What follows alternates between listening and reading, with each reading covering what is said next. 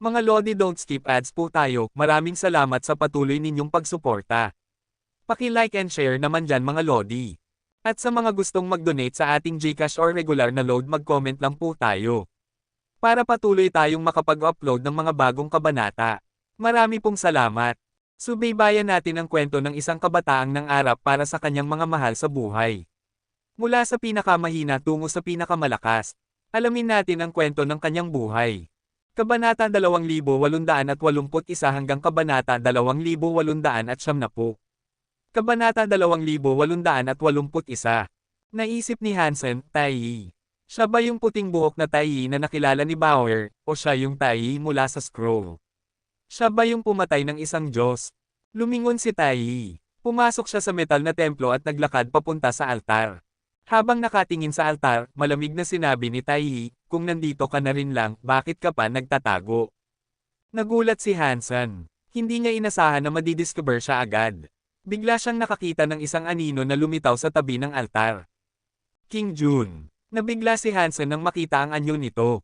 Hindi niya akalaing makikita niya si Sky God King Jun doon. Ito ba ang templo ni King Jun? Imposible. Si King Jun ay God Spirit ng elemento ng apoy, hindi naman siya konektado sa metal. At sira pa ang altar. Mukhang hindi maganda ang nangyari sa God Spirit na nanirahan dito noon. Maraming iniisip si Hansen. Malamig na sabi ni King Jun, Tai, hindi ko akalain na makakabalik ka pang buhay. Tumingin si Tai kay King Jun at sumagot, hindi ko alintana kung mabubuhay ako o mamamatay, pero ikaw. Napakahalaga sa'yo ng buhay mo, tapos nang ahas ka pang pumasok sa universo. Hindi ka ba natatakot na hindi ka na makakabalik sa sarili mong templo? Mataimtim na tumingin si King Jun at may paghamak na nagsabi, sa tingin mo ba nasa sacred era ka pa? Ang mga nilalang sa universo ay maswerte ng mabuhay. Bakit pa nila gugustuhing manggulo sa akin? Sa ganitong panahon, kahit anong mangyari, nariyan pa rin ang lungkot ng mga Diyos, hindi ba? Natawa si Tai. Nanlamig ang ekspresyon ni King Jun. Umungol siya, Tai, pinatay si Nine Night God sa loob ng isang templo, at ninakaw ang bagay na iyon. Ikaw ba ang may gawa? Ibinabalik ko lang ang bagay na orihinal na akin, malamig na sagot ni Tai. Alam mo bang napakahalaga ng bagay na iyon sa akin? Galit na tanong ni King Jun. Alam ko, tumanggo si Tai. Kung alam mo, bakit mo pa kinuha? Galit na sigaw ni King Jun. Kalma lang na tumingin si Tai at sinabing, wala akong pakialam kung mahalaga iyon sa'yo. Magaling, magaling, magaling. Tai, gusto mo na talagang maging kaaway ko. Halos mamatra sa galit si King Jun na napatawa na lang. Simula nang naging Sky God King Jun ka, wala nang pagkakaibigan sa atin. Wala nang utang na loob, kaya wala ring pagkakabuwag, malamig na tugon ni Tai. Magaling, magaling, magaling. Kung sakaling mapahamak ka, manunood lang ako, galit na sabi ni King Jun. Iwinasiwas niya ang manggas at agad na nawala. Nanatili si Tai sa harap ng altar, tahimik. Pagkaraan ng sandali, sinabi niya, sigurado akong hindi komportable ang magtago dyan. Lumabas ka na. Naisip ni Hansen na baka may iba pang nilalang sa paligid. Tumingin siya sa paligid ngunit walang lumabas. Ako ang kinakausap mo. Sino pa ba ang hinahanap mo? Medyo kakaiba ang ekspresyon ni Tai. Nakatingin siya sa pader kung saan nagtatago si Hansen. Alam ni Hansen na natuklasan na ni Tai ang kinaroroonan niya. Umubo siya at lumabas mula sa sirang pader. Ayokong istorbohin ang usapan ninyo ni Sky God King Jun. Hindi ko intensyong makinig ng palihim. Tumanggo si Tai. Nauna ka pa sa akin dito. Alam kong hindi ka naninilip. Nagulat si Hansen. Kahit ang kanyang kasanayan sa pagtatago ng presensya ay hindi gumana. Crystallizer. Tumingin si Tai kay Hansen ng may interes. Oo, tumanggo si Hansen. Ngunit matapos siyang suriin, sinabi ni Tai, hindi. Hindi ka crystallizer. Isa kang tao.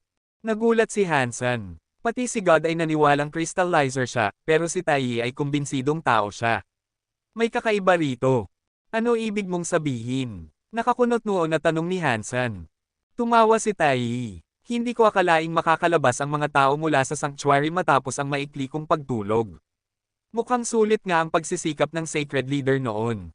Ano naman ang kinalaman ng mga tao sa sacred leader? Nagulat si Hansen. Alam niyang bahagi ng crystallizer ang mga tao, pero hindi niya inisip na konektado sila kay sacred leader.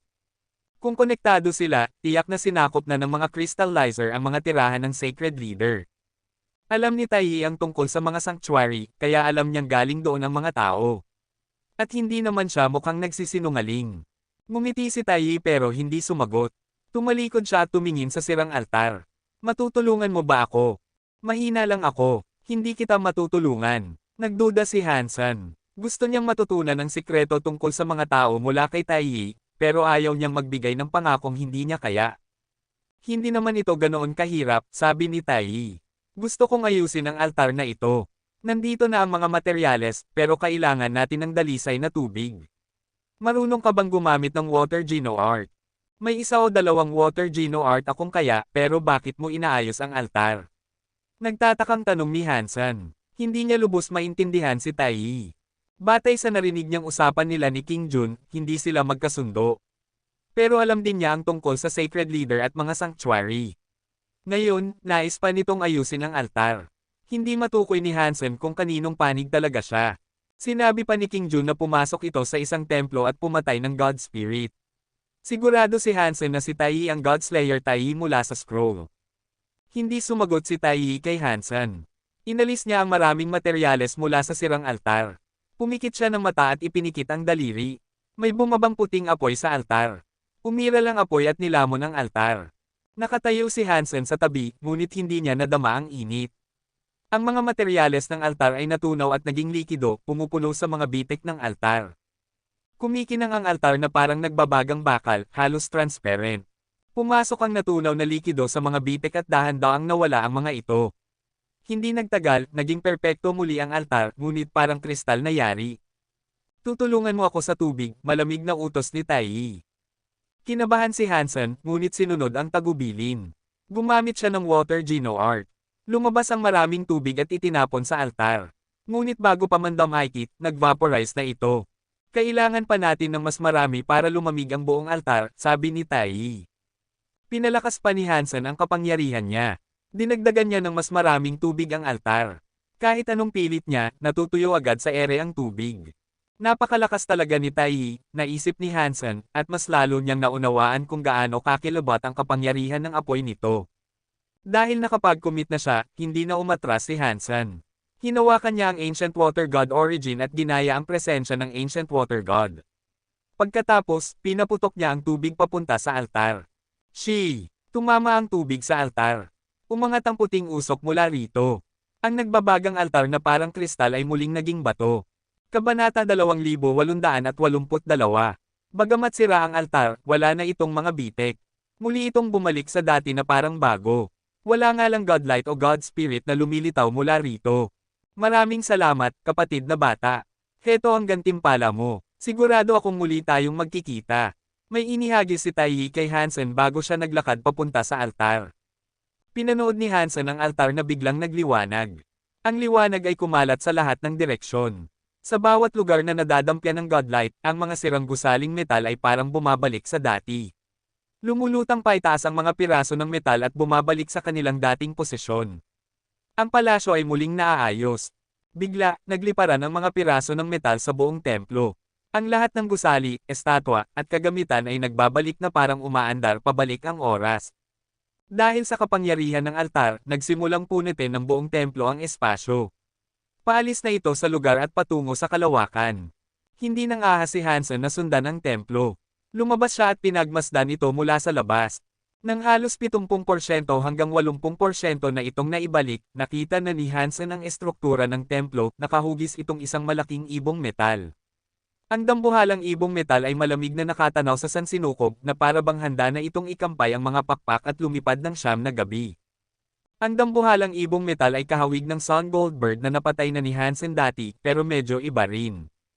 Habang lalo pang kumukumpleto ang templo at lumilipat na sa kalawakan, bigla itong nawala.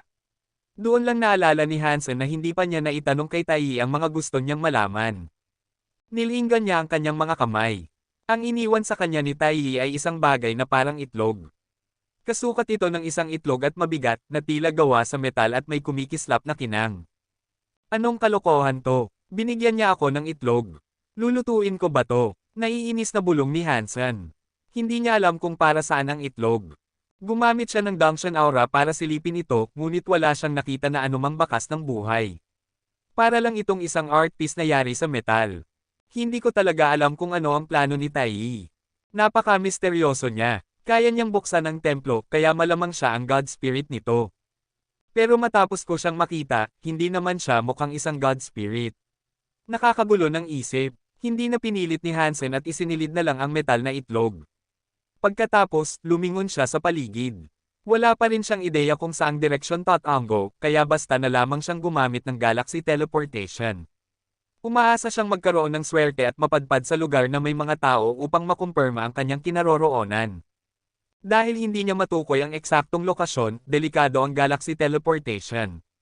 Kung minsan, pwede siyang mapunta sa bunganga ng isang halimaw, sa kumukulong palayok, o di kaya'y matuhog ng isang patalim at masugatan. Sa kabutihang palad, malakas ang katawan ni Hansen. Kahit paano, hindi siya madaling masaktan, pero nag-iingat pa rin siya. Pagkatapos mag-teleport, natagpuan niyang nasa tubig siya. Malinaw ang tubig pero mababaw. May nakita siyang mga hagdang jade, tila nasa isang bukal o swimming pool siya. Tumayo si Hansen. Umaabot lang hanggang dibdib niya ang tubig. Nang tumingin siya sa paligid, nasa gitna pala siya ng isang fountain sa isang plaza. Napatitig sa kanya ang ilang kabataang lalaki at babae na parang nagulat. Mukha siyang kakaiba. Feather. Napansin ni Hansen ang mga pakpak sa likod ng mga kabataang iyon. Iyon ang malinaw na tanda na kabilang sila sa lahing Feather. Matapos gawing mababang lahi ang Feather ni Kung Fei, hindi na gaanong pinansin ni Hansen ang kanilang pagkatao. Hindi niya akalaing dadalhin siya ng galaxy teleportation sa teritoryo ng Feather. Hindi kaya ito ang Holy Heaven? Napaisip si Hansen. Nakita niyang wala siya sa isang xenogeneic space, kundi sa isang normal na planeta lamang. Dahil wala siyang pakialam, hindi niya alam kung kabilang pa ang Holy Heaven sa Feather.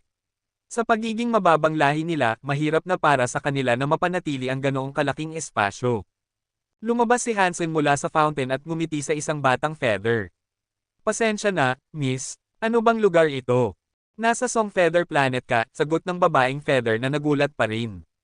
Sino ka? Bakit ka nasa fountain? Hindi pa naririnig ni Hansen ang Song Feather Planet pero malinaw na may advanced technology dito. Kinuha niya ang kanyang phone at kumonekta sa internet. Dali-dali niyang natukoy ang kanyang kinaroroonan, isang maliit na planeta malapit sa Big Barren Systems. Nasa loob pala siya ng Big Barren Systems. Ang huling ulo ng 4-ship cube ay patungo sa Big Barren Systems pala. Naguluhan si Hansen. Para itong ibang Big Barren System at parang mas malayo pa dapat. Ako'y nag-isip kung sino itong matapang na ng ahas pumasok sa aking Song Feather Planet. Biglang may tumawa mula sa malayo. Paglingon ni Hansen, natuwa siya. Brother Fei. Ngumiti ng may kalokohan ang lalaki at lumapit. Si Kung Fei yun, ang matagal nang hindi nakikita ni Hansen. Hindi niya akalaing magkikita sila rito sa hangganan ng isang planeta. Ang panahon ay kakaiba, napabuntong hininga si Kung Fei. Noong una kitang makita, sobrang hina mo pa. Hindi ka man lang makapagsalita. Natatakot akong baka mapatay pa kita ng hindi sinasadya. Pero ngayon, isa ka ng deified elite. Brother Fei, bakit ka nandito? Yuzisa ni Hansen. Alam ng lahat na si Kung Fei ang may pinakamalaking alitan laban sa Feather. Nakakagulat na sa lugar na ito na puno ng Feather, naninirahan pa rin siya. Halika na, wala mang xenogeneics dito sa universo, mayroon naman tayong inumin. Hindi niya sinagot ang tanong. Nanguna siyang naglakad. Maraming Feather ang bumati at ngumiti sa kanya, tinatawag siyang Brother Fei. Napansin ni Hansen na pawang kabataan ang mga Feather doon, at marami rin sa kanila ay hindi purong Feather. May metatayog na mga puno at mga bahay na nakatayo sa itaas ng mga ito. Naninirahan si Kung Fei sa isa sa mga treehouse. Umupo siya ng casual sa sahig na yari sa kahoy, sabay inihagis ang isang bote ng inumin kay Hansen. Uminom siya mula sa sarili niyang bote. Nang gawing mababang lahi ang Feather, hindi na nila napanatili ang Holy Heaven. Ang mga kabataang ito ay mga ulila na aking pinulot matapos ang labanan. Hindi alam ni Hansen kung paano tutugon. Nakipaglaban si Kung Fei para sa karapatan ng sarili at ng kanyang pamilya. Bagamat naibaba niya ang Feather mula sa mataas na posisyon, hindi naman niya sila tuluyang pinatay. Sa isang banda, mabait na iyon, ngunit hindi pa rin naiwasang masawi ang mga inosente. Mahirap sabihing sino ang tama o mali. Ang masasabi lamang ay sa malawak na agos ng panahon, hindi kayang kontrolin ng isang tao ang kanyang kapalaran. Siya ay simpleng inaanod lamang ng agos ng panahon. Kabanata 2883. Sa wakas, nakabalik na ako. Ang sarap sa pakiramdam ng bahay.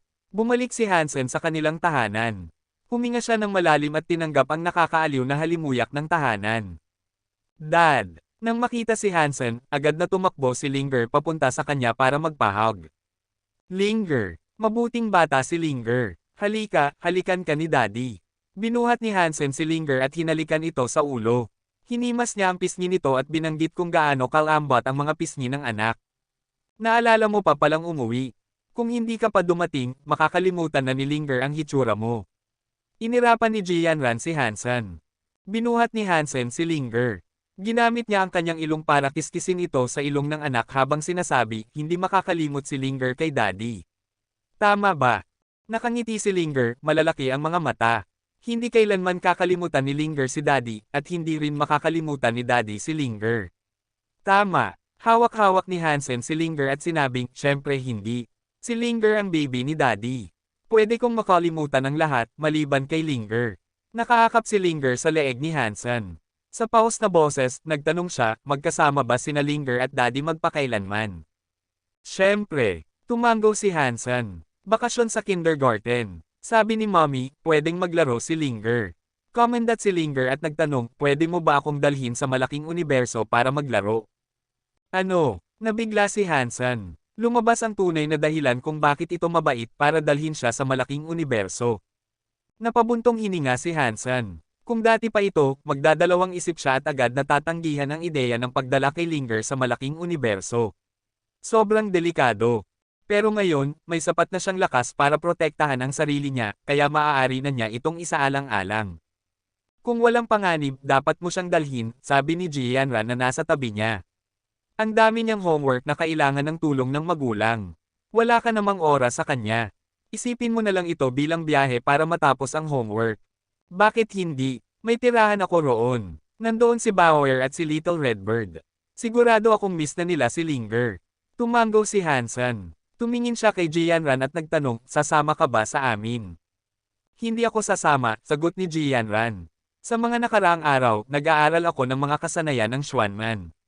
May nadiskubre akong kakaiba. Gusto ko munang makamit ang resulta gamit ang Schwanman bago ko isama si Linger sa universo.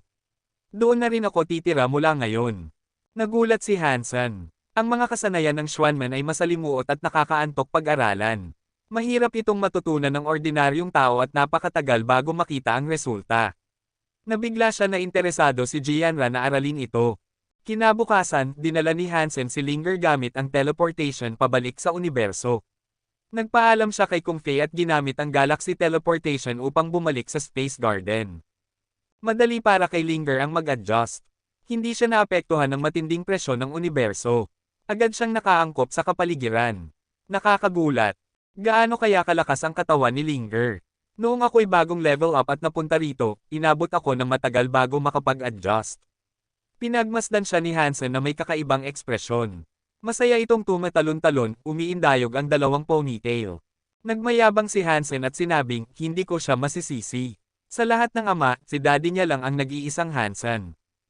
Pinalabas muli ni Hansen ang Holy Baby. May lungkot sa mukha nito habang dahan-dahan siyang naupo sa tabi. Walang gaanong nagbago sa Space Garden, pero malaki ang pagbabago sa mga taong naroon. Nandoon sina Bauer, Little Redbird, Little Angel, Zero, Wang Fujing, Qin Zuan, Tang Xinliu, at Wang Yuhang. Higit sa lahat, marami na sa kanila ang naging deified gamit ang mga yaman ng Space Garden. Bukod sa mga napasama sa Geno God List, naging deified din sina Moment Queen at Little Star Star. Lahat ito dahil kay Little Redbird, masayang sabi ni Wang Yuhang. Kung wala siya, hindi tayo makakapagsimulang mangaso ng mga halaman na sinegeneic. Wala rin tayong gaanong genofluid. Ang ganda talaga ng lugar na ito. Puro deified na halaman ang nandito. Hinailan ni Bauer si Linger para maglaro. Sumunod si Little Redbird, ngunit bumalik din agad. Lumipad ito paikot kay Hansen, paulit-ulit na tinitigan siya na para bang may hinahanap. Hinahanap mo ba ito? Kumabog ang dibdib ni Hansen. Kinuha niya ang metal na itlog na ibinigay sa kanya ni Tai. Excited na sumigaw si Little Redbird. Lumipad ito kay Hansen at binuka ang bibig, halatang gustong kainin ang metal na itlog. Hindi ko pa ito pwedeng ibigay sa'yo. Ngumiti si Hansen at itinago muli ang itlog. Nabigo si Little Red Bird. Hindi niya hahayaang kainin ito bago niya malaman kung ano ang tunay na gamit ng metal na itlog. Bagamat hindi malaki ang Space Garden, sapat ang mga nilalang at espiritu roon. Hindi rin mahina ang kanilang kapangyarihan. Inisip ni Hansen, mukhang maaari pa tayong magdala ng mas marami rito. Sapat ang mga yaman ng Space Garden. Kahit magdala pa ng ilang daan, kakayanin pa rin. Ang susunod na destinasyon ni Hansen ay ang teritoryo ng mga Buddha. Nagdadalawang isip pa rin siya kung susubukan niyang pabagsakin ang mga ito mula sa pagiging isa sa mga mataas na lahi o basta na lang nakawin ang kutsilyo. Ang pagbagsak sa mga Buddha ang pinakamainam na opsyon, pero ayaw gawin ito ni Hansen bilang tao. Kung gagamitin niya ang pangalan ng Crystallizer, hindi niya alam kung may benepisyo ba ito para sa mga tao. Karaniwan, kapag ang isang lahi ay nag-ilaw ng parol, ang lahat ng nilalang mula sa lahing iyon ay nakakatanggap ng pagpapalakas. Tumataas ang kanilang mga gene. Ngunit sina Hansen at ang iba pa ay hindi purong Crystallizer. Kung gagamitin niya ang pangalan ng Crystallizer para mag-ilaw ng parol, hindi niya alam kung ano ang magiging epekto. Sa ngayon, mas mabuting gamitin ang pangalan ng Crystallizer para mag-ilaw ng parol, sabi ni Wang Yuhang. Huwag masyadong ipahalata ang tungkol sa mga tao. Mababa lang din ang ranggo ng mga Buddha. Hindi sulit na isugal ang pangalan ng mga tao para rito. Lahat ay sumang-ayon na mas mabuting gamitin ang pangalan ng Crystallizer laban sa mga Buddha. Nakita nila sa Geno God List na mas mahina ang kanilang puwersa kumpara sa iba sa universo. Hindi sapat upang manatili silang nasa tuktok. Okay. Tumango si Hansen. Plano niyang gamitin ang katauhan ni Dollar para sa mga tao sa pag-ilaw ng parol. Hindi siya pipili ng lahing mababa ang antas. Sisiguraduhin niyang kapag dumating ang oras na ipakilala ang mga tao sa universo, makakapasok agad sila sa top 5. Pinag-usapan nina Shi Qingqing, Qin Zuan, at Hansen ang mga detalye. Nagkasundo silang pababagsakin ang mga Buddha bilang Crystallizer at palitan ang kanilang parol. Bauer, alagaan mong mabuti si Linger. May gagawin lang si Daddy. Inihabilin ni Hansen si Linger kay Bauer. Ginamit niya ang Galaxy Teleportation upang pumunta sa lugar ng mga Buddha. Nang umalis si Hansen, natuwa ang Holy Baby. May bakas ng kasamaan ang ngiti nito habang papalapit kina Bauer at Linger na abalang naglalaro. Kabanata 2884. Sa kaharian ng Buddha, maganda ang pakiramdam ni Burning Lamp. Dati, nasa antas lang siya ng larva. Dahil sa kanyang edad at enerhiya, hindi na siya makapag-level up. Walang nakakaalam na sa proseso ng paggawa ng knife blank, may ilang sorpresa siyang naranasan. Nang matapos ang kutsilyo, naramdaman niya ang kapangyarihan nito at umangat siya sa butterfly class. Pagkatapos noon, lalo pang gumanda ang takbo ng buhay niya. Nang biglang bumukas ang Geno God List, nakasandal siya sa kutsilyong iyon at nakapasok sa top 100. Naging tunay na sandata ng Diyos at materyales ng isang true God ang kanyang nakuha. Matapos ang lahat ng iyon, pakiramdam niya ay napakaswerte niya. Ni siya mismo, mahirap paniwalaan. Hindi masama ang kapalaran ko. Nakakuha ako ng random na True God weapon. Sa God Doll na ito, ibig sabihin, may isa pang True God Elite ang mga Buddha. Kapag naubos na ang langis ng aking lampara, hindi ko na kailangang mag-alala na mawawala ng magpapatuloy sa pamana ng Buddha. Pinagmamasdan ni Burning Lamp ang isang itim na manika na kasing taas niya. Kita ang kasabikan sa kanyang mga mata. May kakaibang ukit ang itim na manika. Nakakatindig balahibo ang presensya nito na parang puno ng mahiwagang kapangyarihan. Ang God Doll na iyon ang True God Weapon na nakuha ni Burning Lamp. Kailangan lang niya itong i-activate upang sumunod ito sa mga utos niya sa laban. Ang lakas nito ay kapantay ng isang True God Elite. Ngunit si Burning Lamp ay butterfly class lamang. Kulang ang kanyang kapangyarihan, kaya hindi niya kayang gamitin ng matagal ang God Doll sa labanan. Kahit panandalian lang, ang lakas ng True God ay nakakaapekto na ng malaki. Kontento na si Burning Lamp. Basta may isang deified, maaari nilang gamitin ang God Doll. Ang tagal ng paggamit ay nakadepende sa kung gaano karaming lakas ang maipapasok dito. Kahit limitado ang oras, kahit mamatay siya, magagamit pa rin ng ibang Buddha ang God Doll. Mananatili pa rin ang lakas ng kanilang lahi. Sa God Doll na ito at sa Causal Karma Knife, maliban na lang kung isang pinakamataas na antas na mandirigma ang umatake, ligtas ang mga Buddha. May suporta pa tayo ng Extreme King. Walang masyadong magbabago. Kapag nagtagumpay pa tayong i-refine ang materyales na ito, pinagmamasdan ni Burning Lamp ang 3 talampakang pulang buto. Kita sa mukha niya ang matinding pananabik. Ang buto ay mula sa isang True God Xenogeneic na tinatawag na Break Soul Beast. Ito ang braso nito, ang Break Soul Bone. Naisip ni Burning Lamp, sayang na gamitin ito para sa Causal Karma Knife. Halos lahat ng ipon ng henerasyong ito ay nagamit na ng mga Buddha. Hindi na tayo makakabili ng panibagong True God Weapon. Kailangang ilagay ang buto sa Buddha Light Pool. Kapag nahugasan ito ng liwanag ng Buddha, lilinis ito sa loob ng 1,000 hanggang 10,000 taon. Baka doon maging tanyag ang mga Buddha, at magkaroon tayo ng sapat na yaman upang lumikha ng isa pang True God Weapon. Kakabitin na niya sana ang Break Soul Bone sa Buddha Light Pool nang bigla siyang napatigil. Umuga ang Buddha Light Pool. Hindi lang ito, kundi buong kaharian ng Buddha ay umuga na parang lindol. Naramdaman ng lahat sa kaharian ng Buddha ang pagyanig. Biglang nagbago ang kulay ng langit at lupa. Ang liwanag ng Buddha na bumabalot sa kaharian ay parang kandilang iniihip ng hangin. Ano ang nangyayari? Tanong ng lahat, nakatingin sa kalangitan. Laking gulat nila nang makita ang isang lalaki na nakalutang sa itaas ng kaharian ng Buddha. Nakatayo lang siya sa kalawakan, at ang isang kamay niya ay nakadampi sa liwanag ng Buddha na nagpoprotekta sa kaharian. Sa loob ng maraming siglo, hindi pa ito natitinag. Ngunit ngayon, hinahawakan ng lalaking iyon at iniiling lang na parabang isang bula. Pumutok ito. Maraming Buddha elites ang lumipad palabas at galit na sumigaw sa kanya. Paano ka naglakas loob? Sinira mo ang liwanag ng Buddha ng aming kaharian. Alam mo ba kung nasaan ka? Alam nilang makapangyarihan ang lalaking iyon, isang deified elite. Hindi nila ito kayang labanan. Pero hindi rin sila uurong o magpapakita ng kahinaan. Hindi sila natatakot kahit deified ang kalaban, bagkus, mayabang pa sila. May dahilan sila. Si Burning Lamp ay nasa ika-80 sa Geno God List. Ang kanilang alpha ay kabilang sa listahan, kaya puno sila ng tiwala at kay-abangan.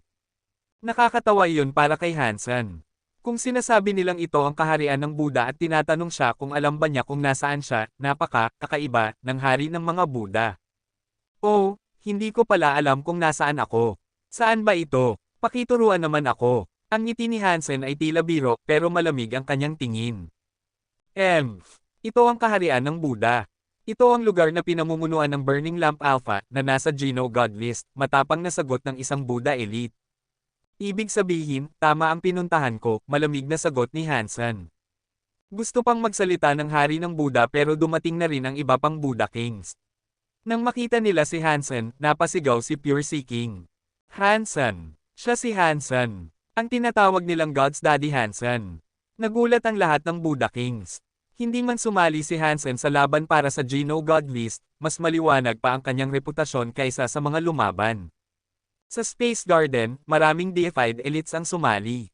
Kahit hindi naging maganda ang resulta nila, marami ang naniniwalang si Hansen ang nagbigay lakas sa kanila. Kaya mas lalo pang kumalat ang pangalan niya. Pure Seeking? Natatandaan mo pa pala ako, malamig na sabi ni Hansen. Anong ginagawa mo rito sa mga Buddha? Pilit na ngumiti si Pure Seeking. Noong nakawi ni Burning Lamp ang knife blank ni Hansen at ginawang langgam siya, nandoon si Pure Seeking. Alam niya ang galit ni Hansen sa mga Buddha. Kaya alam niyang hindi ito mabuting bisita. Pero hindi siya natakot. Sikat si Hansen, pero hindi ganoon kalakas. Si Burning Lamp Alpha ay kakapasok lang sa ika-80 sa Geno God List at tinalo pa ang Pluto Peacock, isang True God class. Ipinagmamalaki iyon ni Pure Seeking. Bukod pa roon, ang mga Buddha ay kabilang sa Extreme King. Kung gugulo si Hansen, kailangan niyang harapin ang Extreme King. Dito ako para singilin kayo, malamig na sabi ni Hansen. Wala kaming utang sa kahit kanino, seryosong sagot ni Pure Seeking. Tumawa ng malamig si Hansen. Ha, wala kayong utang. Kung ganyan, hayaan ninyong sabihin ko rin ito, ayokong may utang pa kayo sa akin. Ang ibig kong sabihin, buburahin ko ang buong lahi ninyo. Paano ka naglalakas loob? Akala mo ba, ang kaharian ng Buddha ay lugar na pwede kang magsalita ng kabaliwan? Galit na sigaw ng maraming Buddha elites. Nakangising malupit si Hansen. Pinigan niya ang mga daliri. Ang liwanag ng Buddha na nagpoprotekta sa kaharian ng Buddha ng 1000 taon ay nabasag na parang bula sa kanyang kamay. Nabunyag ang buong kaharian ng Buddha sa kalawakan. Laking gulat ng lahat ng Buddha. Nagsiurong sila, takot na takot. Nang walang proteksyon ng liwanag ng Buddha, kalahati ng kanilang seguridad ay nawala. Wala silang lakas ng loob na labanan si Hansen. Amitabha, biglang dumating si Burning Lamp, nakasuot ng kasuotan ng Buddha. Agad siyang humarap kay Hansen bago pa ito gumawa ng mas marami pang pinsala. Kabanata 2885, Mr. Alpha. Habang pinagmamasdan nilang bumaba si Burning Lamp Alpha, lahat ng Buddha ay nakaramdam ng malaking ginhawa. Kumaway si Burning Lamp gamit ang kanyang kamay, hudyat na huwag nang magsalita ang iba. Tinitigan niya si Hansen at malamig na sinabi, Mr. Han, dumating ka sa Buddha Kingdom at winasak ang aming proteksyong liwanag Buddha. Bakit? Para lipulin ang inyong lahi, malamig na tugon ni Hansen. Nag-iba ang ekspresyon ni Burning Lamp. Pinipigil niya ang nag-aalab na galit at nakakunot noong nagtanong, Mr. Han, nandito ka ba dahil sa nangyari noon? Kami sa Buddha ay marunong makipag-usap ng maayos. Pagkatapos yun, inilabas ni Burning Lamp ang ilang gamit. Kabilang sa mga iyon ang isang teeth knife. Hindi malinaw kung saang halimaw galing ang mga ngipin. Sabi niya, alam kong galit ka sa nangyari noon, ngunit nasira ang knife blank habang pinapanday ito. Ito ay isang tiger teeth knife, galing sa isang deified xenogeneic mula sa kanluran na tinatawag na Space Tiger. Ang ngipin nito ang ginamit upang gawin ang kutsilyo. Hindi ito masamang deified weapon. Tugma ito sa teeth knife na ginagamit mo. Ito'y alay ng Buddha sa iyo. Umaasa akong dito magtatapos ang lahat. Burning Lamp, ang causal karma knife na ginamit mo ay galing sa aking knife blank. Mukhang nakangiti si Hansen kay Burning Lamp, ngunit hindi iyon totoong ngiti. Hindi nagbago ang mukha ni Burning Lamp. Malamig siyang nagsalita, sobra ang iniisip mo. Mr. Han, isa lamang iyong knife blank. Paano pa kami makakagawa ng isang true God weapon? Iyon ay banal na bagay na pinaghirapan ng buong Buddha. Iyon ay sandata ng aming lahi. Burning Lamp, huwag mong sabihing hindi kita binigyan ng pagkakataon, sabi ni Hansen.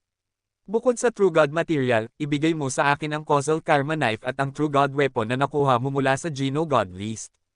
Doon lamang natin maitatapon ang nakaraan. Huwag kang magbiro ng ganyan. Sino sa tingin mo ang sarili mo? Ang Very High Leader o si Golden Growler? Mr. Alpha, wala nang saysay ang makipag-usap sa walang galang na ito na hindi alam ang kanyang lugar. Sinira niya ang ating proteksyon na liwanag Buddha. Dapat na natin siyang patayin. Nagnit-ngit ang lahat ng hari ng Buddha Kingdom. Para sa kanila, napakalayo ng hinihingi ni Hansen. Lumamig ang ekspresyon ni Burning Lamp. Tinitigan niya si Hansen at sinabi, dahil kay Knife Queen at sa Sky Palace, kung aalis ka ngayon, ipagkikibit balikat ko na lang ang lahat. Ngunit kung ipipilit mo ang pagiging walang galang, huwag mong kami sisihin kung magiging malupit kami. Alam na ni Hansen na mangyayari ito, kaya't malamig niyang sinabi, Burning Lamp, binigyan na kita at ang Buddha ng pagkakataon, ngunit sobra kayong sakam at hindi ninyo ito pinahalagahan. May nais pang sabihin si Burning Lamp, ngunit bigla niyang nakita si Hansen na naglalabas ng liwanag. Para itong bulkan na sumabog patungo sa kalangitan, mabilis na pinupuno ng kakaibang kulay ang buong kalawakan. Naging madilim ang lahat ng bituin. Ako, sa ngalan ni Hansen, isang crystallizer, ay magbubukas ng parol ng aking lahi. Umalangaw-ngaw ang tinig ni Hansen sa buong universo. Para bang ang buong kalawakan mismo ang nagpapalaganap ng kanyang boses sa pinakamadilim na sulok ng cosmos. Kasabay ng pag-echo, unti-unting lumitaw ang Geno Hall. Holy she asterisk T. Muling lumitaw ang Geno Hall. Anong nangyayari? Dati isang beses lang sa bawat siglo ito. Ngayon, ilang beses na itong lumitaw. Ano nang nangyayari sa mundo? Nagbubukas ng parol si Hansen para sa mga crystallizer, ngunit lahat ng parol sa Geno Hall ay nakasindi na. Aling lahi ang hahamunin niya? Interesante. Nabigo ang mga crystallizer noon na magbukas ng parol at halos nalipol. Ngayon, baka bigyan sila ni Hansen ng pagkakataong magningas muli. Aling lahi ang hahamunin niya? Uulitin ba niya ang ginawa ng mga crystallizer noon? Hahamunin ba niya ang isa sa mga malalaking lahi? Si Godfather Han ang nagbubukas ng parol. Interesante ito. Sa lakas ng Space Garden, hindi mahirap pabagsakin ang isang mababang ranggo na high race. Sa Sky Palace, naglalaro ng chess sina Yisha at ang Sky Palace leader. Bigla nilang narinig ang pag-echo. Pareho silang nabigla. Gumagawa na naman ng gulo ang batang iyon, nakangiting sabi ng Sky Palace leader. Aling lahi ang hahamunin niya? Nag-aalala si Yisha. Hindi mahalaga kung anong lahi. Ang problema, hinahanap siya ng very high. Kung magpapakita siya ngayon, baka siya'y matagpuan. Natatakot ako na dahil sa kanyang galit, baka ang Buddha ang piliin niyang hamanin. Alam mo naman kung ano na ang estado ni Burning Lamp.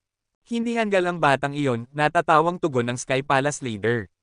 Kung naglakas loob siyang magpakita, tiyak may plano siya. Walang dapat ipag-alala. Sa kabilang gusali ng Sky Palace, kakaiba ang kinang ng mata ni Yun Sui.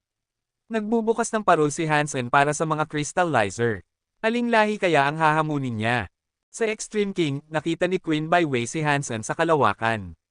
Magkahalong damdamin ang makikita sa kanyang mga mata. Sa isang bangin, nakatingin ang pinuno kay Hansen sa kalawakan. Mga crystallizer, muling bumabangon sila. Pagbubukas ng parol para sa mga crystallizer, nakangiting sambit ng pinuno ng Blood Legion. Kakaiba si Hansen. Sa buong universo, maraming nilalang ang nakatutok upang saksihan ang labanan. Samantala, sa Very High, nag-aalala si Exquisite at nagsabing, kailan pa siya lumabas. Nagpapakita pa siya sa publiko at gustong magbukas ng parol. Para na niyang sinasabi sa aking mga tao kung saan siya hahanapin. Huwag kang mag-alala, ate. Kung gagawin niya ito, tiyak may plano siya, pilit na paniniguro ni Likir. Ginagamit ni Exquisite ang Very High Sense, ngunit hindi pa rin niya mapigilan ang pag-aalala. Hindi ako nag-aalala kung makakabukas siya ng parol o hindi. Kahit magawa niya, dahil sa pakikialam ng aking mga tao, hindi pa rin siya magtatagumpay. Hindi talaga siya dapat nagpakita ngayon. Lahat ng lahi ay napatingala sa kalangitan. Nakita nila si Hansen na nakatayo sa harap ng Geno Hall. Inaasam nilang malaman kung aling lahi ang kanyang hahamunin. Namumutla ang mga mukha ni Burning Lamp at ng mga Buddha. Alam nila kung aling lahi ang pipiliin ni Hansen, ngunit hirap silang paniwalaan iyon. Kahit gaano pa kasikat si Hansen, iyon ay dahil lamang sa kanyang blessing skill. Kung tunay na lakas ang pagbabatayan, wala siya sa antas ni Burning Lamp na ika-80 sa Geno God List. Mahirap paniwalaan na hahamunin ni Hansen ang Buddha. Ganap nang nakita ang Geno Hall. Itinuro ni Hansen gamit ang daliri na may patak ng dugo. Ang dugo'y damaykit sa pintuan ng Geno Hall. Paglapit ng dugo, bumukas ng maluwang ang mga pinto. Lahat ng parol ng bawat lahi ay nagninggas sa loob ng Geno Hall. Ang liwanag ay umabot sa buong universo na parang sumapit ang araw. Nakatingin ang lahat ng nilalang sa universo kay Hansen at sa nakabukas na pinto ng Geno Hall. Nagniningning ang mga parol sa loob, tanda na pinahintulutan ng Geno Hall ang hamon ni Hansen. Ngayon, nakasalalay kung aling lahi ang pipiliin niyang hamanin. Tinitigan ni Hansen ang lahat ng nagliliyab na parol. Para silang mga mababangas na hayop na gutom na nakatitig sa kanya. Hindi nagbago ang ekspresyon ni Hansen. Gumalaw ang kanyang labi at binigkas ang isang salita. Buddha. Nang masambit ni Hansen ang salitang iyon, tila namatay ang liwanag ng lahat ng parol. Tanging isang parol lamang ang nagliyab ng matindi, at ang liwanag nito'y lalo pang lumakas. Lumipad ito palabas ng bulwagan na may dalang nakamamatay na aura. Kabanata 2886. Nagliliwanag ang mga bituin. Ang mga simbolo sa noo ng lahat ng Buddha sa Sansinukob ay nagsimulang magningning.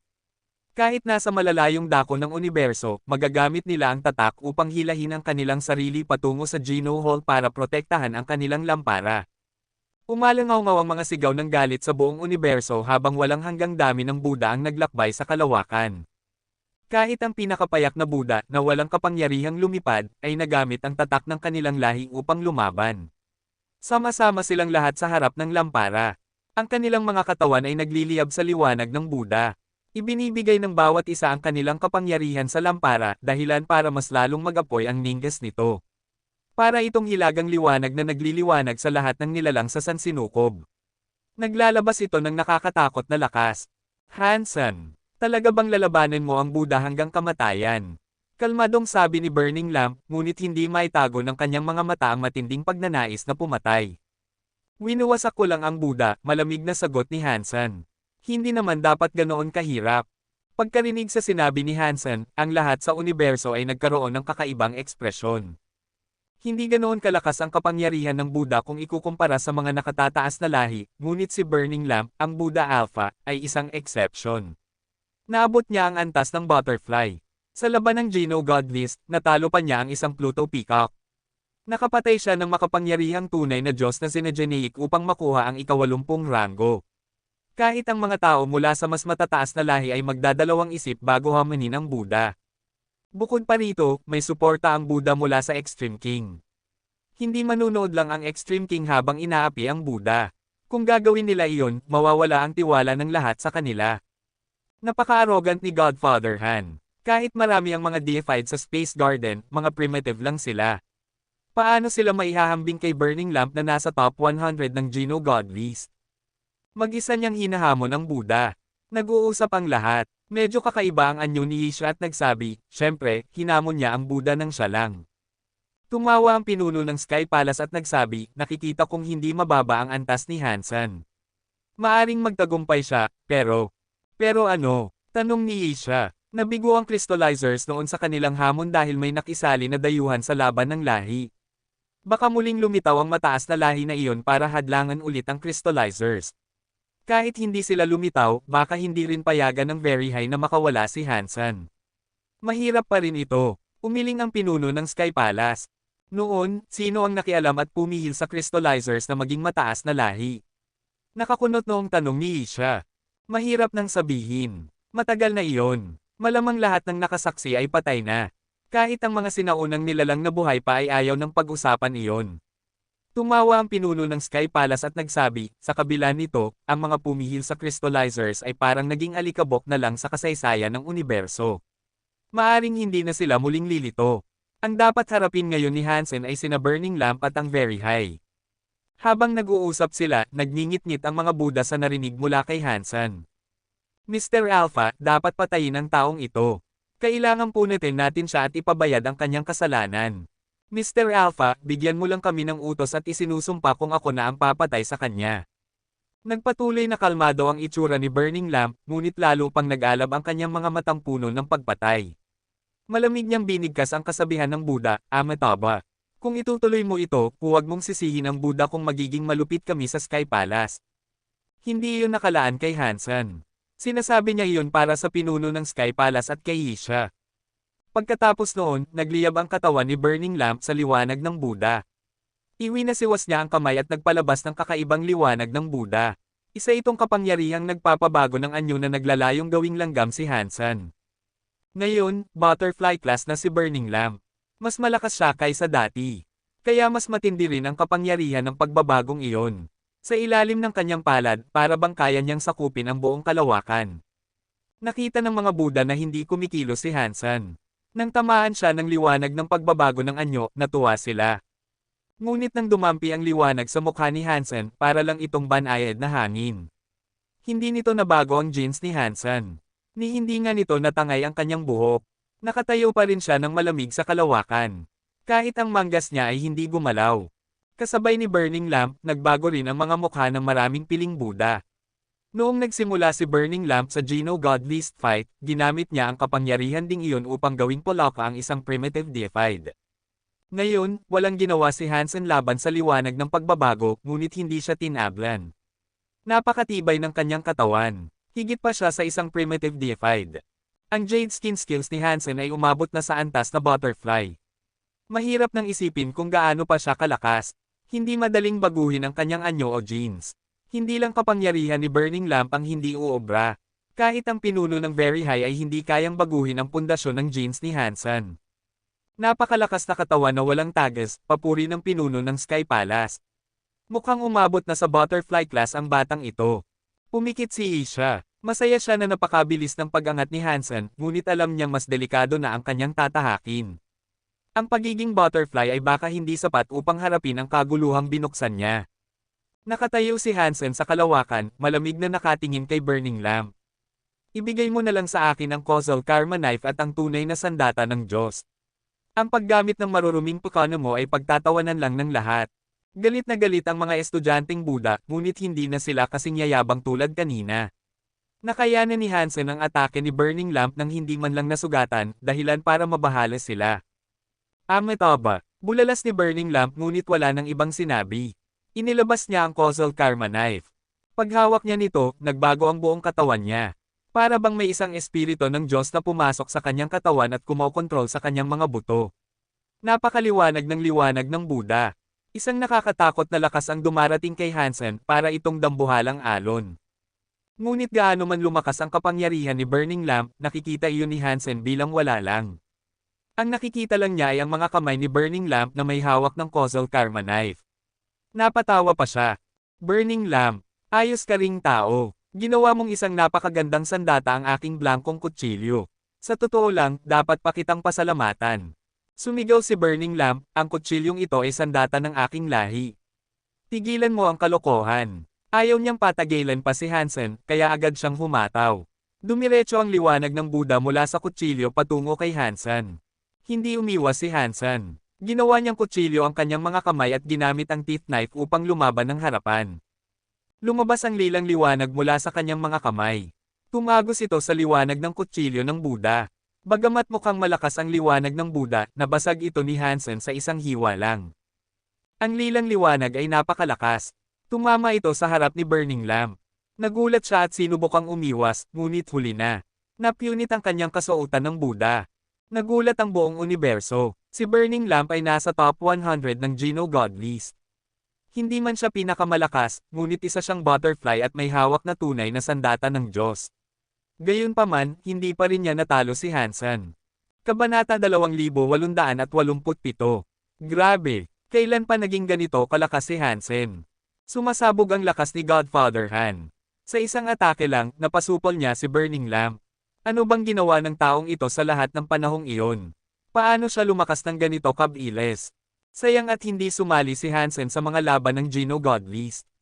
Kung sumali siya, mas magiging kapanapanabik ang lahat. Hindi nakapagtataka kung bakit pinili niyang hamanin ang Buddha. Talagang malakas siya. Kilala ko si Hansen. Siya ang daddy ng Diyos. Hindi siya gagawa ng bagay na wala siyang tiwala sa sarili. Nanginig ang lahat ng Buddha. Noon, walang maniniwalang kayang supulan ni Hansen si Burning Lamp na kabilang sa top 100 ng Geno God list. Malaki ang tiwala ng mga Buddha kay Burning Lamp, ngunit biglang pinunit ni Hansen ang kanilang dangal at kumpiyansa gamit ang isang hiwa. Walang ekspresyon ang mukha ni Hansen. Ginamit niya ang kanyang kamay na parang kutsilyo. Inilabas niya ang lahat ng kasanayan ng teeth knife. Ang hanging kutsilyo ay sumabog sa himpapawid na parang mga pangil ng sinaunang halimaw. Para itong kayang durugan ang lahat. Ang laban na ito ay inaasahan bilang pagpapakita ng lakas ni Burning Lamp. Ngunit sa halip, siya ang parang masakerado. Ganap siyang napupuwersa. Hindi niya kayang salagin ang hanging kutsilyo ni Hansen. Lagi siyang umiiwas. Nang hindi na niya kayang umiwas, ginamit niya ang causal karma knife upang harangin ang hanging kutsilyo. Tumama ang hanging kutsilyo sa causal karma knife. Lumipad si Burning Lamp at ang kanyang kutsilyo na parang asteroid sa kalawakan. Nanlabo ang kanyang mukha at nagalaw ang kanyang mga laman loob. Pareho silang butterfly class, pero ang lakas ni Hansen ay higit kay Burning Lamp. Paano nagawa iyon ng taong ito? Papuri ng pang-apat na tiyo ng Extreme King. Tumawa si pangalawang tiyo Baibuyi at nagsabi, hindi dapat magdiwang agad si Hansen. Malakas siya, pero hindi siya mas malakas kaysa Pluto Peacock. Ginamit ni Burning Lamp ang kutsilyo para talunin ang Pluto Peacock. Mahirap para kay Hansen na manalo. Kailangan niyang harapin ang kapangyarihan ng kutsilyong iyon. Sabi ni Hansen, ang kutsilyong iyon ay orihinal na blankong kutsilyo na ninakaw sa kanya ni Burning Lamp. Yuzise ni Menglai, totoo ba iyon? Sino ang nakakaalam? Mahilig talaga ang Buddha na angkinan ang kapangyarihan ng iba. Karamihan ng kanilang Geno arts ay galing sa ibang lahi. Katulad ng Return of Origin. Haha, mahirap sabihin, tumigil sa pagsasalita si Baibuyi. Ngayon, nakasalalay kung kayang sirain ni Hansen ang kapangyarihan ng kutsilyo. Kapag hindi niya nabasag ito, walang halaga kung paano niya pinipiga si Burning Lamp. Kapag na-activate ang lakas ng kutsilyo, kayang bumawi ni Burning Lamp. Tinitigan ni Menglai si Hansen na nagliliyab ang mga mata. Itinaas ni Hansen ang kanyang kutsilyo sa langit. Napakalakas ng hanging nagmumula sa teeth knife. Pinipigan nito si Burning Lamp hanggang sa mahirapang huminga. Mas lalo siyang nahirapang hadlangan ang mga atake ni Hansen. Tinamaan ng hiwa ang dibdib ni Burning Lamp. Kung saan dumaan ang hanging kutsilyo, nagkaroon ng sugat. Damyugo ito ng malakas. Katsa! Sa susunod na sandali, bumaon ang kutsilyo ni Hansen sa kaliwang tadyang ni Burning Lamp. Halos mabasag ang kanyang mga buto. Para siyang isang nakakatakot na demonyo habang walang tigil sa paghiwa kay Burning Lamp. Lalo pang dumami ang kanyang mga sugat. Ang mga sugat ay nagliliyab sa lilang apoy na patuloy na nagpunit sa kanyang laman at nagdulot ng matinding sakit. Bago nito, walang makakaisip na kayang bigyan ni Hansen ng ganitong kalaking kalamangan ang sarili habang pinapahina si Burning Lamp ng ganito kabagsik. Hindi man lang siya makalaban pabalik. Nagngangalit ang mga Buddha at lalong nataranta ang kanilang mga puso. Isang Buddha King ang sumigaw, hawak pa rin ni Mr. Alpha ang causal karma knife. Hindi tatalunan ni Hansen si Mr. Alpha. Kapag humandar ang causal karma knife, tiyak na matatalo si Hansen. Sumang-ayon ang isa pang Buddha King. Tama, kahit si Pluto Peacock ay hindi nakapagpigil sa causal karma knife. Wala ring magagawa si Hansen. Narinig ng pinuno ng Sky Palace ang mga sinabi at umiling. Isinugol ng mga Buddha ang lahat ng kanilang pag-asa sa isang maliit na kayamanan. Kahit pa matanggal nila si Hansen, malabong manatili silang mataas na lahi. Matanda na si Burning Lamp. Tahimik na tumingin si Isha kay Hansen. Ang kanyang teeth knife ay hindi ganoon kalayo sa antas ng kanya, ngunit ang kay Hansen ay purong teeth knife, hindi pinagsama sa iba pang kapangyarihan. Isa lang itong dalisay na kasangkapan para sa paghiwa. Maging si Isha ay hindi sigurado kung kaya niyang labanan si Hansen gamit lang ang teeth knife. Ang bilis ng panahon, buntong hininga ni Isha. Hindi ko man lang namalayan, lumaki na siya ng ganito. Noon, hindi ko inakalang magiging deified siya. Tumawa ang pinuno ng Sky Palace at nagsabi, hindi lang ikaw. Noong binigyan siya ni Kung Fei ng balahibo ng isang deified, marami sa mga piling tao ng mga lahi ang hindi man lang siya pinansin. Walang gustong kumuha sa kanya o naniwalang magiging deified siya. Mabuti na lang at matalino ka. Ikaw ang kumuha at nagpalaki sa kanya. Ngayon, malayo na ang narating ni Hansen. Sigurado akong pinagsisisihan iyon ng iba. Mapait ang ngiti ni Isha. Hindi dahil sa lakas kaya niya tinanggap si Hansen, kundi dahil sa isang pastahan laban sa matandang manghuhula. Nahihiya siyang tanggapin ang papuri ng pinuno ng Sky Palace. Gayunman, masaya pa rin si Isha sa lahat ng naabot ni Hansen. Malaki ang naitulong niya rito, at nakakataba ng puso na hindi ito nasayang. Higit pa sa kanyang inaasahan ang naabot niya. Gaano pa kaya kalayo ang mararating niya? Tanong ni Isha sa sarili, puno ng pananabik. Damyugo si Burning Lamp. Ang hanging kutsilyo ay parang apoy. Sa teeth knife ni Hansen, grabe ang naging sugat niya. Gayunman, nakatitig pa rin siya kay Hansen ng walang takot at walang kaba. Alam ni Burning Lamp na marami pa siyang nakatagong alas. May pag-asa pa siyang manalo. Katsa! Hinampis ni Hansen ang mga binti ni Burning Lamp. Halos maputol ito. Tiniis ni Burning Lamp ang sakit at lalo pang kumislap ang kanyang mga mata. Sige, saktan mo pa ako. Pahirapan mo pa ako. Bawat sugat na matatamo ko ay lasong babalik sa iyo. Dumudugo si Burning Lamp, ngunit buo pa rin ang kanyang tiwala sa tagumpay. Kung magpapatuloy ito, hindi mananalo si Hansen, sabi ni Lee Kier ng Very High. Nag-aalala si Exquisite. Kayang sumipsip ng kapangyarihan ng causal karma knife at gamitin iyon. Maliban na lang kung mapapatay agad ni Hansen si Burning Lamp sa isang hiwa, kapag muli siyang umatake, haharap siya sa pinakamalakas na sandata. Kapag nailabas lahat ng nakolektang kapangyarihan, hindi iyon kayang salagin ni Hansen. Sa oras na iyon, naramdaman ni Burning Lamp na naabot na ng kanyang katawan ang limitasyon. Hindi na niya kayang tiisin pa ang mga sugat. Bigla siyang sumigaw na parang nagising na leon. Sumabog ang liwanag ng Buddha. Sumabog ang liwanag ng causal karma knife. Isang nakakatakot na kapangyarihan ang kumawala mula sa kutsilyo. Sa susunod na sandali, naging parang tubig ang lahat ng sugat ni Burning Lamp. Lahat ng ito ay dumaloy papasok sa causal karma knife. Sumikat ito ng mas maliwanag. Ang katawan ni Burning Lamp ay biglang nagbago at bumalik sa normal. Wala na siyang sugat. Kabanata 2888. Biglang bumalik si Burning Lamp na parang hindi man lang nasugatan. Para bang hindi naganap ang laban. Para siyang walang natamong pinsala. Nasa kanyang mga kamay ang causal karma knife na kumikislap ng maliwanag. Bagaman nakakapangilabot ang kapangyarihan nito, hindi ito malamig. Sa sandaling maramdaman ang kapangyarihan ng kutsilyong iyon, kahit isang Diyos na deified ay makakaramdam ng panginginig. Nilapastangan mo ang aking Buddha. Mamamatay ka. Ang katawan ni Burning Lamp ay naglalabas ng presensya ng causal karma knife. Nangangatog ito sa sukdulang antas. Para siyang sinaunang Diyos na inaangkin ang kalangitan na may tinig na parang paghuhukom. Ang causal karma knife ay ibinabagsak na. Sobrang lakas ng kapangyarihan nito. Kayang hatiin ang universo at espasyo sa kalahati. Ang pinaka nakakatakot ay ang liwanag ng kutsilyo ay may kasamang puwersa ng teeth knife. Ang hiwang iyon ay mas malakas pa kaysa alinmang atake na nagawa ni Hansen. Hindi mabilang kung ilang ulit na mas malakas ito. Natuwa ang lahat ng Buddha. Kahit nagulat sila, nagbigay ito ng matinding tuwa. Mamatay ka, nang ahas kang hamanin ang aming Buddha. Nilapastangan mo ang aming Alpha. Dapat kang lapain. Galit na galit ang maraming Buddha. Gusto nilang makita si Hansen na mapunit sa isang iglap. Nang dumating ang liwanag ng kutsilyo na parang katapusan ng mundo, pinuri ito ni Hansen. Parang biglang binago ang lahat ng inaasahan. Napakalakas ng causal karma knife na ito. Pakiramdam niya ay hindi niya ito matatakasan. Napakalakas nito na kahit isang totoong Diyos na Xenogeneic ay hindi makakatakas. Sayang lang na ang kalaban mo ay ako. Nanlamig ang mga mata ni Hansen. Nagbago ang puwersa sa kanyang katawan.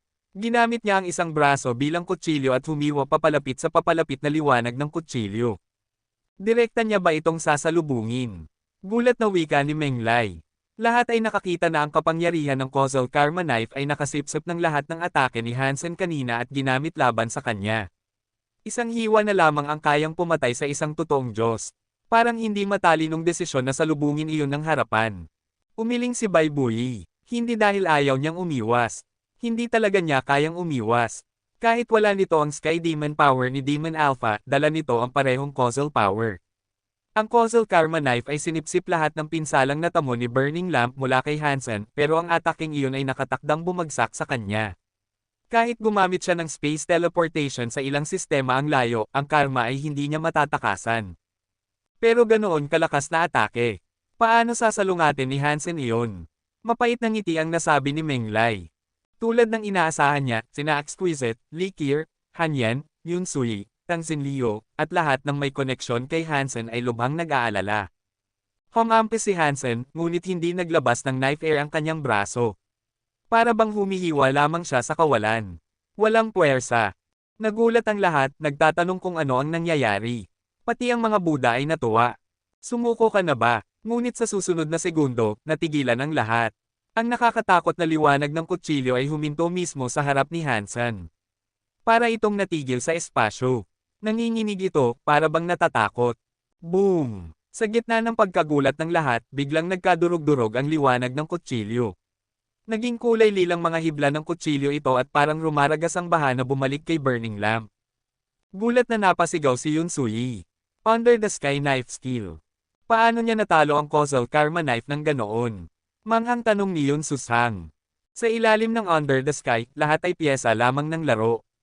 Nakapaghari na siya sa Under the Sky, sabi ng Sky Palace leader na namangha. Biglang nagbago ang ekspresyon ni Burning Lamp. Ang mukha ng mga Buddha ay namutla na parang abo. Ang kutsilyong pinaglagakan nila ng lahat ng pag-asa ay biglang binaliktad at naging kapangyarihan ni Hansen. Hindi sila makapaniwala. Imposible, ang causal power ay hindi maaaring kontrolin, imposible ito. Nanginginig sa paniniwala si Burning Lamp, ngunit wala siyang nagawa kundi tanggapin ang katotohanan. Nang bumalik ang nakakatakot na agos ng kutsilyo, alam niyang hindi niya iyon kayang pigilan. Pinakawalan niya ang God Doll.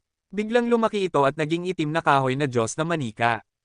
May mga misteryosong bulaklak na simbolo na kumikislap dito. Sinuntok nito ang agos ng kutsilyo. Boom! Nawasak ang agos ng kutsilyo, ngunit natabig din ang puwersa ng God Doll. Nagulat ang Sky Palace leader. Isang tunay na Diyos na Xenogeneic. Hindi, isa itong kayamanan. Alam din ni Hansen na hindi ito Xenogeneic kundi kayamanan. Tumawa siya. Iyan ba ang gantimpala mong natanggap sa God Fights? Isang kahangahangang sandata ng tunay na Diyos. Nakakapaglaban mag-isa at naglalabas ng totoong kapangyarihan ng Diyos. Mas magaling pa ito kaysa sa amo nito. Sumigaw si Burning Lamp. Mga kapatid na Buddha, pakinggan. Gamitin ang race lantern at patayin ang magnanakaw na ito. Sumunod ang lahat ng Buddha. Wala nang pag-aatubili, pinakawalan nila ang kanilang lakas at ibinuhos sa race lantern. Nagningning ito na parang bulkan na sumabog. Sa kalawakan, ang gintong apoy ay naging dambuhalang gintong Buddha. Ang mga mata nito ay kumikislap na parang liwanag ng Diyos na nakatuon kay Hansen. Ito ang buong lakas ng lahi ng Buddha na naging race spirit. Hindi ito kayang tapatan ng kahit sinong ordinaryong deified elite. Sumalakay ito kasabay ng God Doll at ni Burning Lamp Alpha. Tatlong nakakatakot na nilalang ang nakapalibot kay Hansen. Ngunit hindi siya gumalaw. Para siyang anino. Ginawa niyang kutsilyo ang kanyang kamay at humiwang waring casual lamang. Sa paghiwa ni Hansen, muling lumitaw ang sirang agos ng kutsilyo. Napuno ng liwanag ng kutsilyo ang kalawakan. Nakipaglaban ito sa tatlong kalaban, at hindi siya napapa-atras. Ang God Doll ang pinakaapektado. Paulit-ulit nitong binabasag ang agos ng kutsilyo, ngunit palaging bumabalik ito at lalo pang lumalakas. Nagulat ang lahat ng nilalang sa universo sa tanawin. Si Hansen, mag-isa, ay nakikipaglaban sa God Doll, kay Burning Lamp, at sa Race Spirit. Bagaman mukhang lamang ang mga kalaban, sila ang tunay na napipigilan. Hindi nila matalo ang walang tigil na mga agos ng liwanag ng kutsilyo.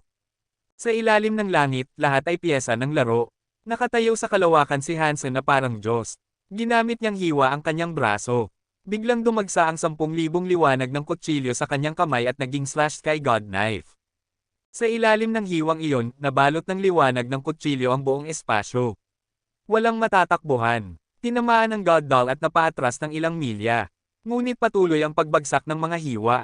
Hindi ito mapigilan. Tinamaan nito ang nagulat na Burning Lamp at ang Buddha Race Spirit. Kabanata 2889. Ang nakakatakot na liwanag ng kutsilyo ay muntik nang tumama kay Burning Lamp na may bakas ng takot sa mukha. Biglang may lumitaw na malabong liwanag sa kanyang harapan. Tumama rito ang hiwa ng kutsilyo at naglaho ang dalawa. Sa loob ng kalabuan, unti-unting lumitaw ang isang nilalang na may 3 ulo at 6 na braso. Sa kanyang anyo, para siyang Diyos-demonyo. Ang 6 na mata ng 3 ulo ay malamig na nakatitig kay Hansen para bang mula sa pinakamadilim na bangin. Destroyed Leader. Nakilala siya ni Hansen at napakunot ang noo. Si Destroyed Leader ay isang tunay na Diyos na elitista. Napakalakas ng kanyang kapangyarihan. Siya ang ika-13 sa Geno God List. Alam ni Hansen na maaaring magpadala ang very high ng tao para guluhin siya, ngunit inakala niyang isa mula sa kanila ang darating. Hindi niya inaasahan na si Destroyed Leader ang ipapadala. Dahan-dahang lumapit si Destroyed Leader.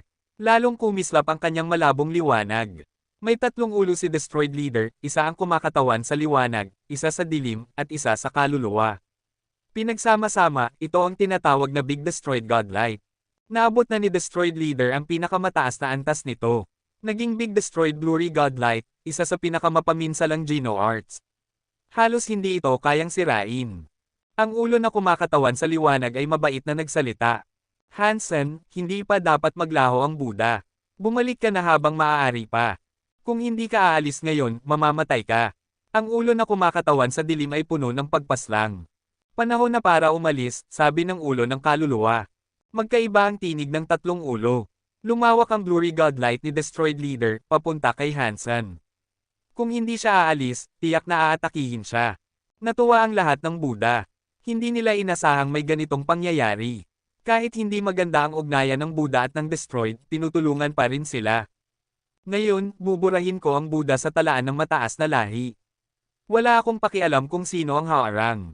Nasa kalawakan si Hansen, pinaliligiran ng walang hanggang agos ng mga hiwa. Para silang kalawakan na nagpoprotekta sa kanyang katawan. Nakatitig siya kay Destroyed Leader, at hindi man lang nagpakita ng pag-atras. Kung ganun, mamatay ka. Sabay-sabay ngunit iba-ibang tinig ng 3 ulo. Tumama sa kanya ang Big Destroyed Blurry Godlight. Masyadong mabilis. Wala nang oras para umiwas. Pang! Tumama ang Blurry Godlight sa kanyang makasalanang lilang metal na kalasag. Unti-unting bumukas ang mga mata ng inukit na magandang babae sa kalasag. Natigilan ng Blurry Godlight sa kanyang tingin, para bang ang buong kalawakan ay nagyelo. Ngayon, dapat maging mataas na lahi ang mga crystallizer. Walang makakapigil sa akin. Itinaas ni Hansen ang kalasag at naglakad papunta sa race lantern ng Buddha. Napakalakas ng Big Destroyed Blurry Godlight, ngunit hindi nito nabasag ang shield of the Medusa's gaze. Lahat ng liwanag nito ay natigilan sa espasyo at hindi nakapinsala kay Hansen. Umatras sina Burning Lamp at ang mga Buddha, papalapit sa race lantern, ngunit halatang takot na takot. Naroon na si Destroyed Leader na ika-13 sa Geno God List, ngunit hindi niya mapigilan ang pag-usad ni Hansen. Hindi sila makapaniwala. Nang malapit na si Hansen sa race lantern, isang mas nakakatakot na presensya ang palm unit sa espasyo at lumitaw. Geno God List ika-17, Kill Ghost, Geno God List ika-21, isang tunay na Diyos mula sa Tribulation Race, Geno God List ika-39, Northern Light Alpha. Maraming nakakatakot na nilalang ang dumating sa kalawakan. Lahat sila'y dumating sa loob lamang ng isang segundo. 12-dosenang malalakas na elitista, ilan nasa God List at ilan wala, ngunit lahat ay tunay na Diyos na klase. Si Burning Lamp ay parehong nagulat at natuwa. Yumukod siya at nagsabi, Amitabha, dumating kayo upang tulungan ang Buddha. Utang na loob ng buong lahi ng Buddha ang inyong kabutihan. Hinding-hindi namin ito malilimutan. Kaibigan namin ang Buddha, kaya nararapat lang na tumulong, malamig na sagot ni Northern Light Alpha. Hindi na nagsalita ang iba, ngunit lahat ay nakatitig kay Hansen. Nagulat si Burning Lamp. Hindi niya maalala na naging mabuti ang ugnayan nila kay Northern Light Alpha pero wala na siyang pakialam. Sinabi niya ang pananalita ng Buddha. Amitabha, tulungan ninyo akong patayin ang magnanakaw na ito. Hindi ko akalain na ganoon karami ang ugnayan ng Buddha. Sa oras ng krisis, maraming elitista ang tumutulong.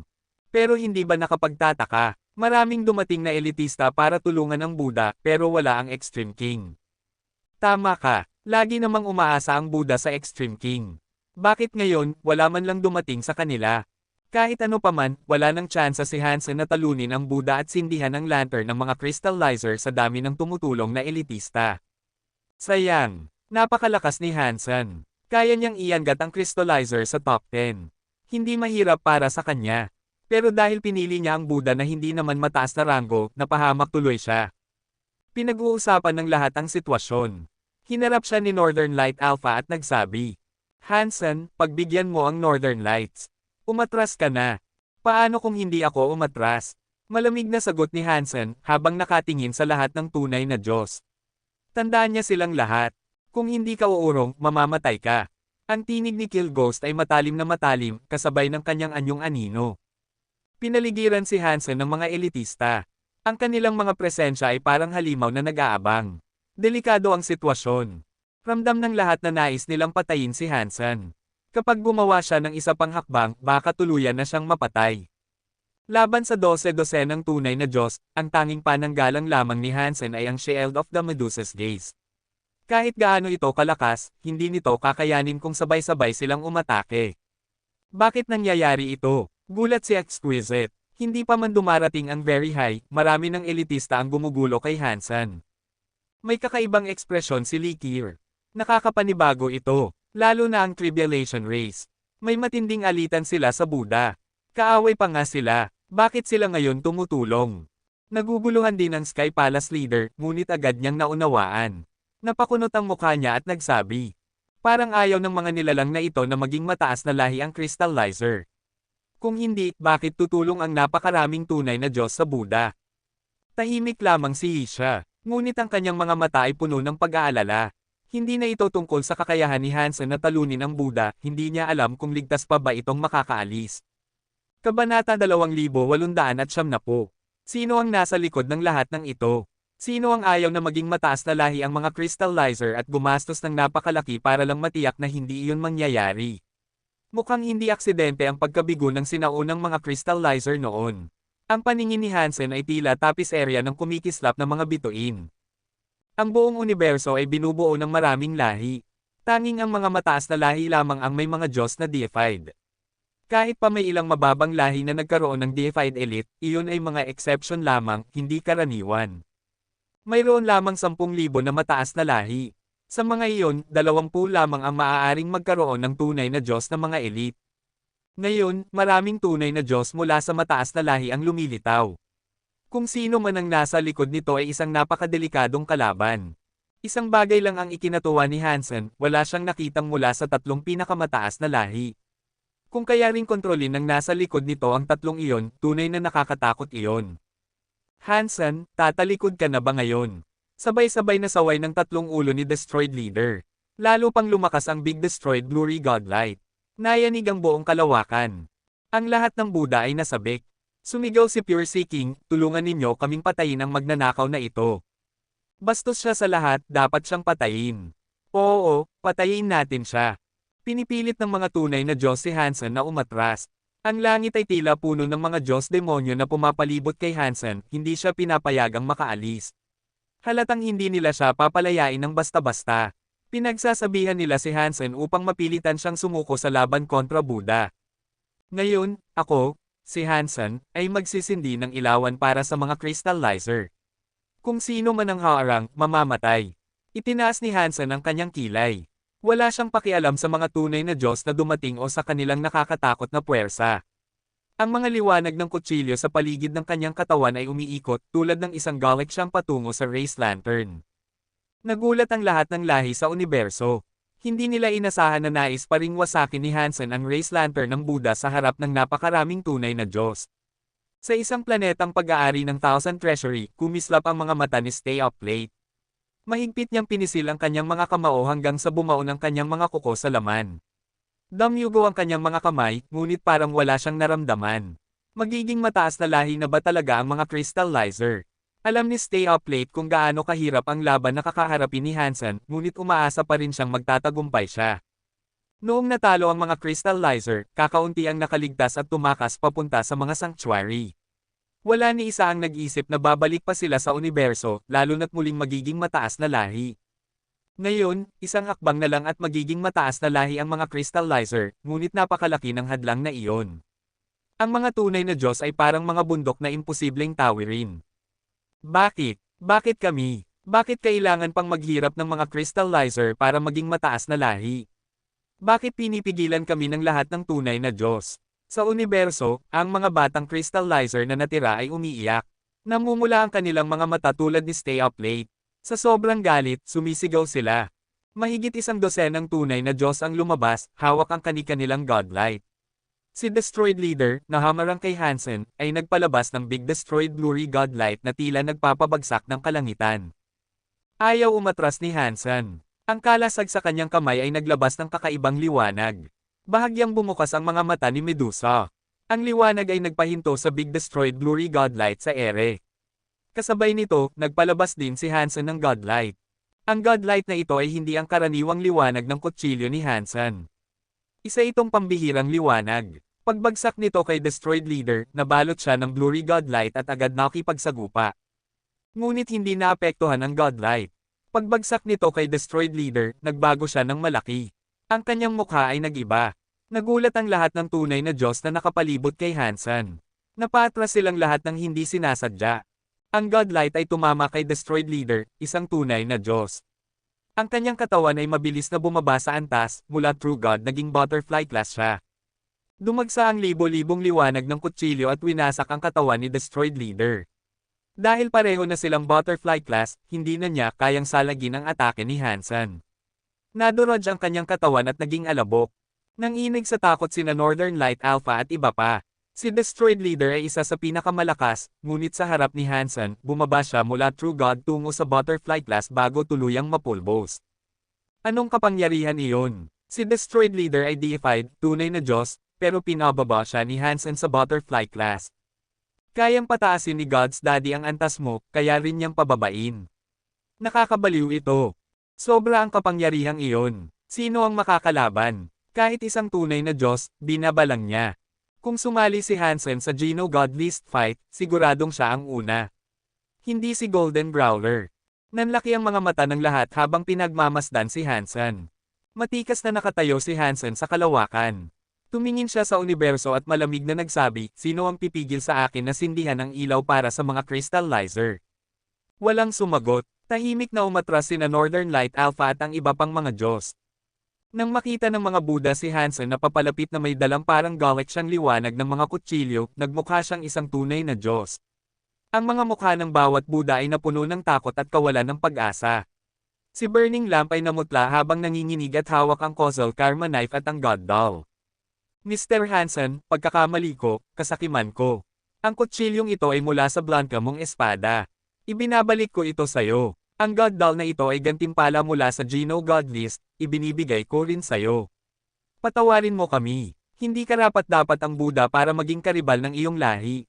Binigyan ko na kayo ng pagkakataon, ngunit huli na. Itinaas ni Hansen ang kanyang kamay. Bumagsak ang 10,000 kutsilyo sa race spirit ng Buddha.